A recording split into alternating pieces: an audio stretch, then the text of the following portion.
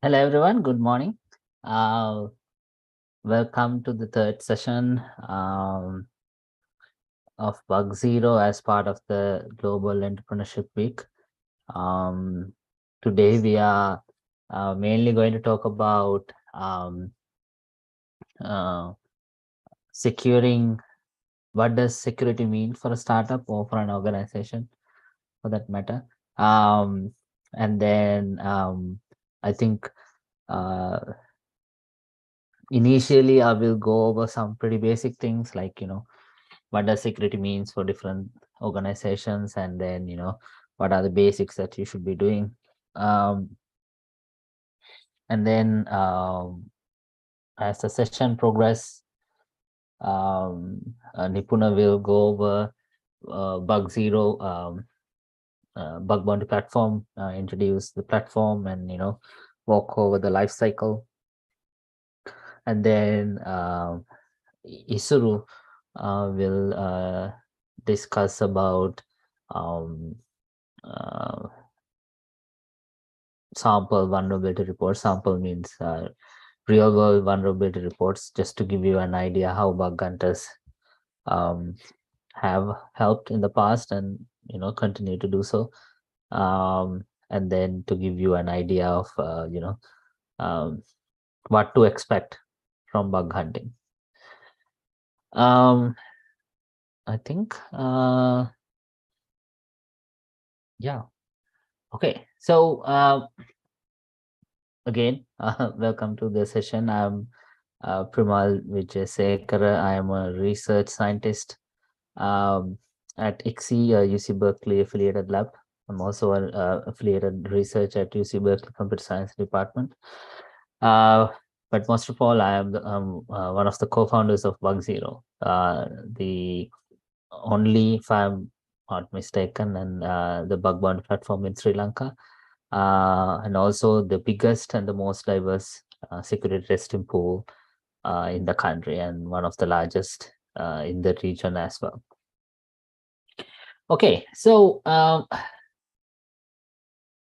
since it's always good to sort of understand the roots, and then what motivated us, what sort of um, what was the trigger point for us to start a bug bounty platform. So um, I'm a research scientist at ICSI. It's a UC Berkeley lab. So we work with a lot of PhD students, graduate students in UC Berkeley, undergrad students as well. So back in 2018, I started a project with a PhD student um, to understand the security ecosystem around the world. Um, One of the questions that we wanted to sort of examine is that um, it was 2018 back then, and then even back then, I think since early 2000, um, researchers they have um, you know um, shown a lot of things like how to implement security correctly, and then even by 2018 there are millions of dollars pouring into security every day, every year. There are a lot of resources, there are a lot of new tools, new processes, new standards, um, dozens of different industry standards, compliances. So despite everything, despite all of it, you still have data breaches every day. I mean, the situation is actually worse compared to what it was in 2018. So I guess the research that we did back then, it's even more relevant now. And then there is a sort of a follow-up work coming in next year on this. Um, so as part of this study, we work with a lot of companies. These are the biggest tech names you can imagine, like Google, Uber, Facebook, and from those companies to pretty early stage startups. So we covered a pretty wide array of companies across, I think, 13, 14 different countries, North America, Europe, um, Middle East, Asia. Uh, so we had a pretty diverse population, and then we try to understand how do they define, like what how do they interact with security? What do you mean? What when they say security, what does it mean? I think our research took a pretty interesting turn, um, trying to understand, why do we have all these security issues? It turned out it took a turn to uh, take a sort of a deep dive into vulnerability management. Um, so why vulnerability management? I will explain what is vulnerability management. So uh, for a startup or for an organization, um, security means different things. There are pretty common basic things, but underlying details could differ drastically from one another. So I think the security 101, the pretty basic step is understanding the threats. So for an organization, what are the threats that could likely pose a significant that could potentially do a significant damage? So let's say you are a product company, right? And then your number one priority should be developing that product securely. The last thing you want is that after you ship your product, your clients get breached due to vulnerabilities in your product. That's a pretty bad PR, bad marketing. I know there's a saying said that there is something called bad marketing, but it is nowadays, especially with legal consequences. So it's not only going to be a bad PR, but it's going to be pretty bad case for you legally as well. So you need to understand how to sort of secure your development environment. There are a lot of cases like SolarWind. There are a lot of cases where adversaries, hackers actually compromise development environments to sort of implant malicious code. So when they actually ship it, um, it's like a free sale. Like you only have to hack a single organization, but the impact is 10,000 or 100,000, depending on how many clients you have.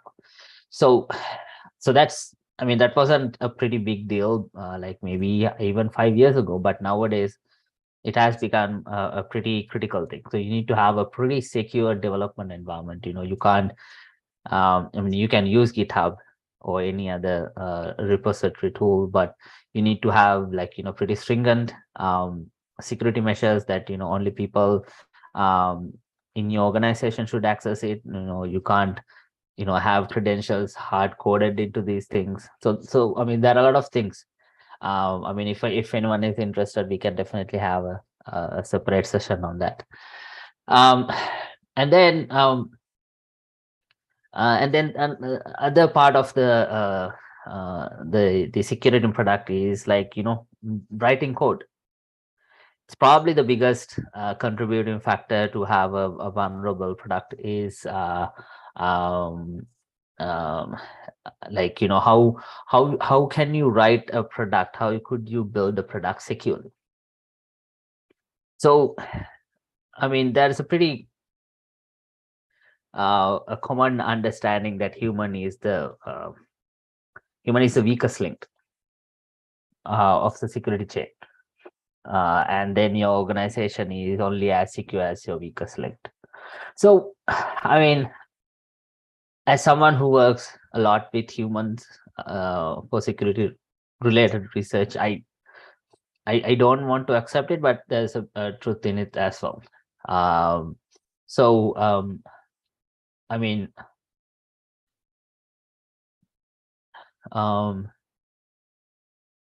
but human, when you talk about human security, the human comes into the play. Do not click on spam links. Do not download virus, potentially compromise attachments, things like that. But recently, I think the recent 5-6 years, the research sort of like, turn to a different side, and then try to understand the development, like what are the mistakes being committed by developers, and then why do they keep on doing this? I mean, there are a lot of materials, there are a lot of tutorials on how to writing secure code, like these mistakes are could be as basic as misconfiguring your TLS, have a pretty basic small initial vector for your encryption, or even a pretty hard coded like key for that. So there are a lot of errors that could happen from that. And then what research showed us is that the reason why many developers are pushing vulnerable code is that the advice they get are not good. I know most of us, especially in a startup, you need to sort of like Stack Overflow is probably the biggest source. And then, um,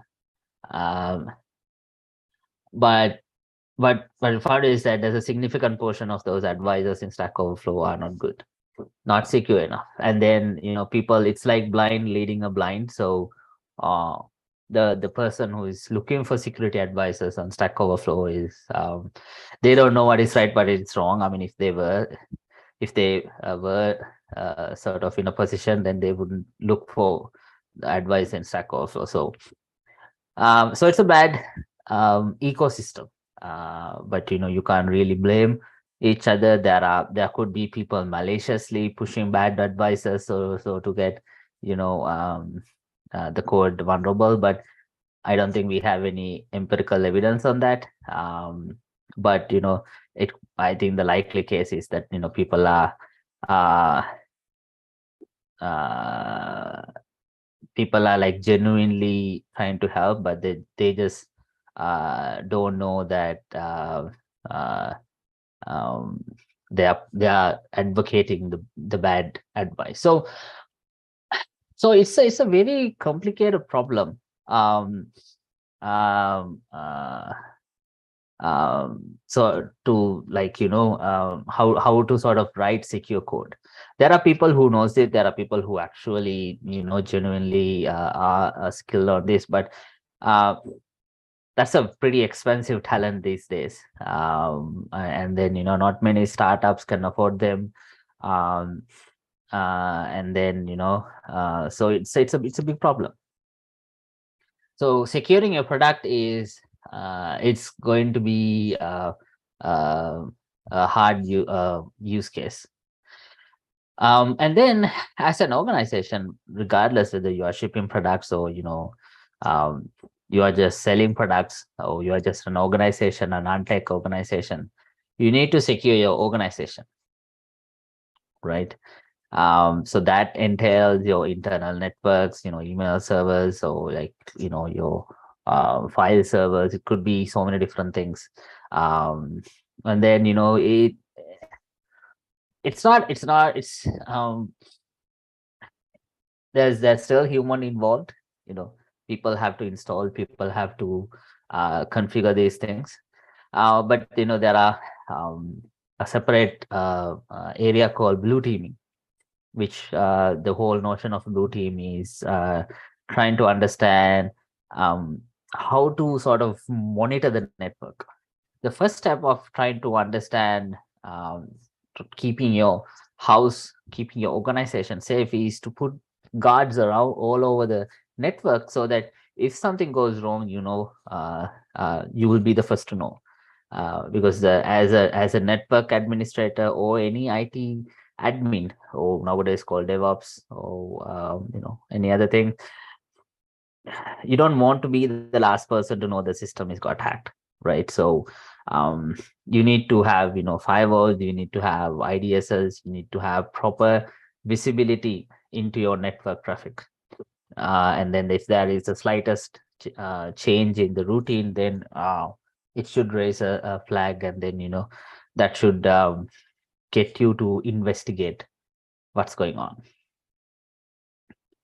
So and then most common things are, there are pretty expensive tools that could help you to secure your organization if deployed correctly. So the if part is what's causing a bigger mess is that there's a significant portion of these tools are misconfigured, meaning that they are not actually running to their potential, let alone running at all.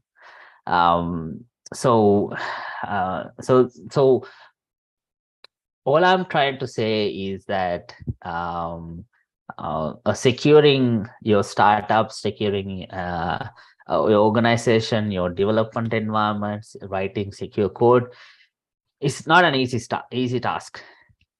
I can go around and tell you these are the things that you should be doing, these are the things that you should be doing, but at the end of the day, uh, for most organizations, security is a second priority. I mean, I'll be happy if it is a second priority, but most of the cases it's just an afterthought, right? You ship the product, you complete the functionality, you sort of like especially as a startup, your mantra is like fail fast. So you have a pretty um, uh, um, uh, s- fast life cycle. So you need to, security is not on your list of things that you should be doing. So it's a pretty complicated thing, and then it's no longer only a technical problem. It's more like a socio-technical problem. There are human involved, there are supply chain involved, there are a lot of third parties involved. So it's a complicated mesh of problems. So the the idea of this session is to sort of like um, introduce to different notions. I mean, if you have one resource, if you have minimal funding, what's the thing that you should be doing? uh, and then you know how to do it, and then eventually our goal is to sort of like advocate bug hunting or bug bounty platforms as a sustainable way of doing securing your organization, your product. um so I mean, as I'm going over this content, I think I will reiterate this again. If you have any questions, just type it on the chat, and then you don't have to wait until I'm done. You can just uh, sort of interrupt anytime you want. Okay, so I think I gave you a pretty basic idea of how to secure your product, your organization.